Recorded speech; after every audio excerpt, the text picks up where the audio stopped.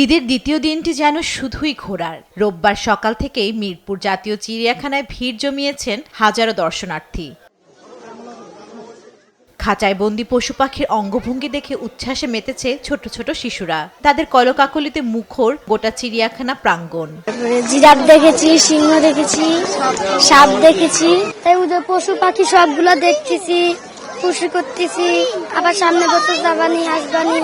ঈদের দিন যদি বাচ্চাদেরকে না নিয়ে চিড়িয়াখানায় আসা না হয়, আসলে ঈদটাই যারা আছে তারা সবাই যদি এখানে আসে, এখানে এসে তাদের ভালো লাগবে। যে বাচ্চাদের নিয়ে আসলে ওরা অনেক কিছু শিখতে পারবে।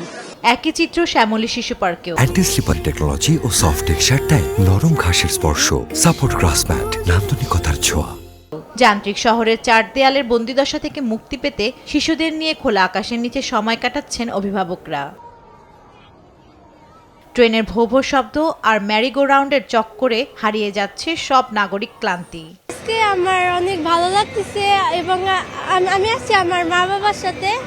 ঢাকা শহরে একটু ঘুরে দেখবো, সেই সময় খুব কম, যার কারণে এখন পর্যাপ্ত 9 দিন ছুটি আছে। পর্যাপ্ত ছুটি থাকার কারণে আমরা ঘুরতে এসেছি ফ্যামিলি নিয়ে। বেশ ভালো ঈদ কাটছে আলহামদুলিল্লাহ। বাচ্চারা যেখানে যেতে চাচ্ছে আমরা সেখানে নিয়ে যাচ্ছি।